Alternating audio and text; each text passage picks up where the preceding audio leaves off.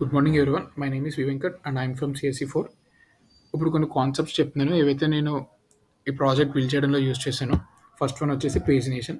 Pagination అనేది large data సెట్స్ని smaller and manageable చంక్స్గా అంటే పేజెస్గా డివైడ్ చేయడమే పేజినేషన్ అంటాం. దీనివల్ల ఏంటి అంటే మొత్తం డేటాబేస్లో ఉన్న రెస్టారెంట్స్ అన్నీ కూడా మనకి ఒకే పేజ్లో లిస్ట్ అవ్వకుండా పేజెస్గా డివైడ్ అవుతాయి అనమాట. దీనివల్ల యూజర్ ఎక్స్పీరియన్స్ బాగుంటుంది, అదేవిధంగా పెర్ఫార్మెన్స్ కూడా పెరుగుతుంది. ఇది బ్యాక్ ఎండ్‌లో మోంగోసెస్ స్కిప్ అండ్ లిమిట్ యూజ్ చేసి ఎగ్జిక్యూట్ చేశాను నేను.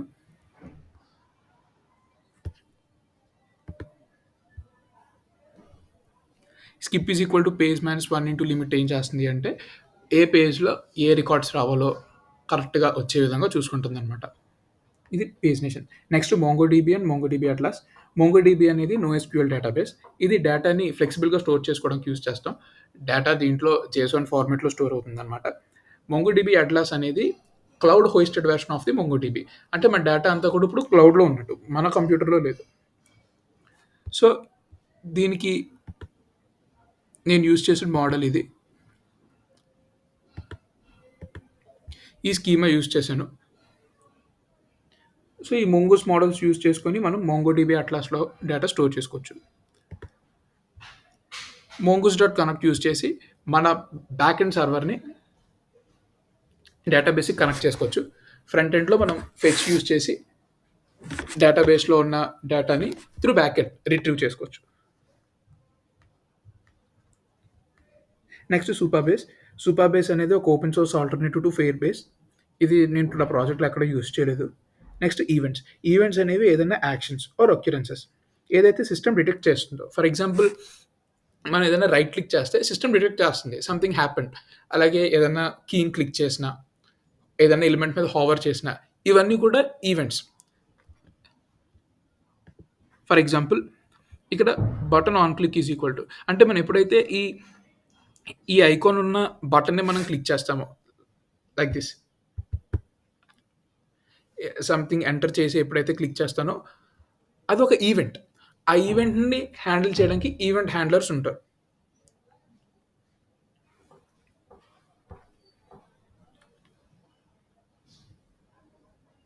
Next event loop.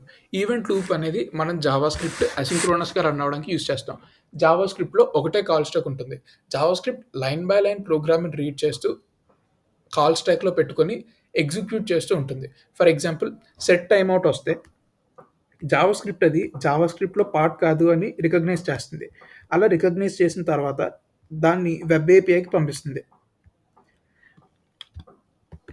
Web API దాన్ని ఎగ్జిక్యూట్ చేసి ఈవెంట్ లూప్‌లోకి పంపిస్తుంది.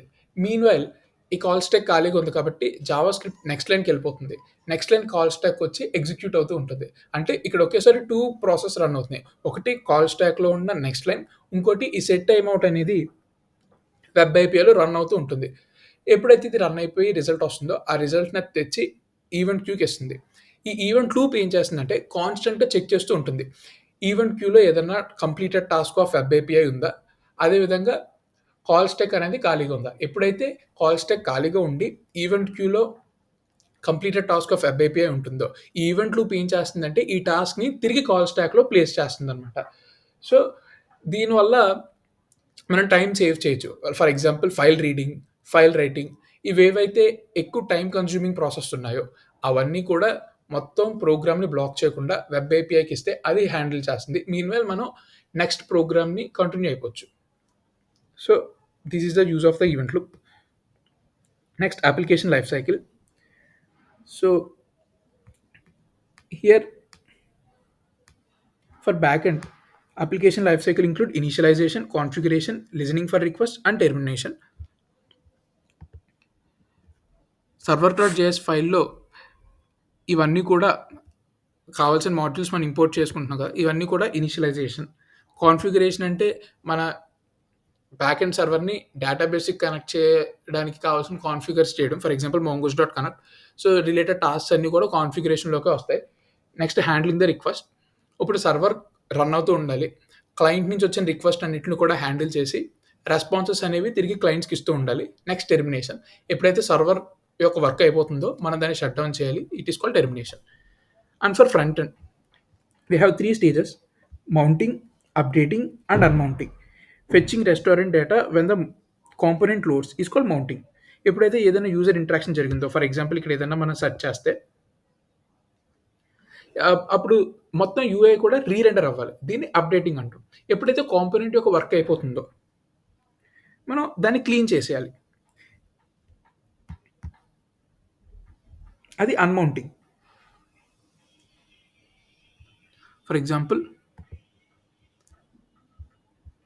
ఇక్కడ మనం యూజ్ ఎఫెక్ట్ యూజ్ చేసి మౌంటింగ్ చేస్తాం. ఇది కాంపోనెంట్ ఫస్ట్ టైం లోడ్ అయినప్పుడు రన్ అవుతుందన్నమాట.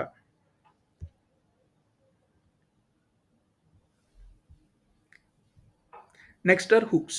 హూక్స్ అనేవి ఒక స్పెషల్ ఫంక్షన్స్ ఇన్ రియాక్ట్.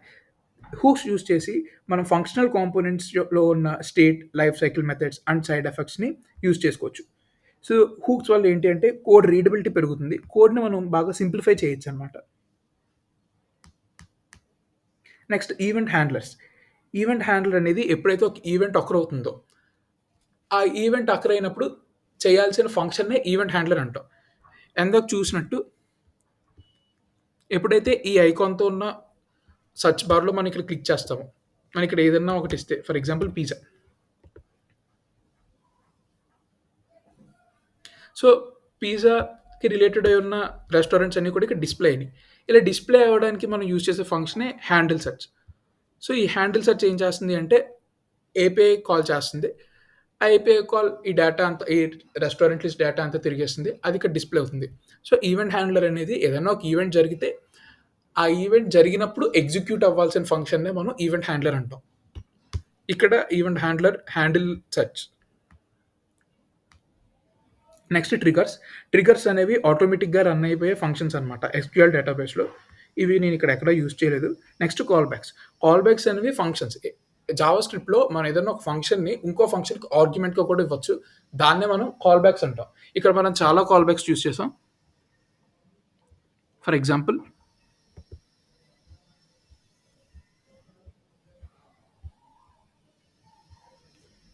ఇదొక కాల్ బ్యాక్ ఫంక్షన్.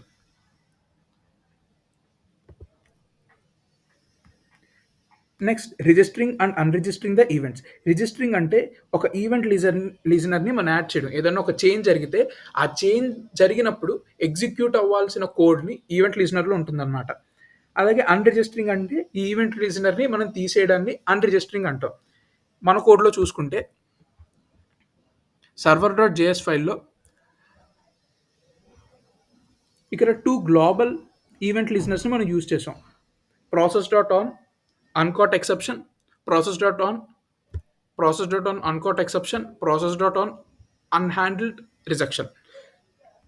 సో ఈ 2 కూడా గ్లోబల్ ఈవెంట్ లిజనర్స్ అనమాట. ప్రాసెస్.ఆన్ అన్‌కాట్ ఎక్సెప్షన్ ఏం చేస్తుందంటే అసింక్రోనస్ ఎర్రర్స్ ఏవైతే ఇంతకుముందు ఎక్కడ హ్యాండిల్ అవ్వవో దాన్ని హ్యాండిల్ చేయడానికి ఇది యూజ్ చేస్తాం. అలాగే అన్‌రిజిస్టరింగ్. ఇక్కడ ఈ కోడ్‌లో ఎక్స్‌ప్లిసిట్‌గా నేను రాయలేదు. కానీ మనం process off uncaught exception or process remove listener uncaught exception use చేసి అన్‌రిజిస్టర్ చేయొచ్చనమాట ఈ ఈవెంట్ లిజనర్స్‌ని.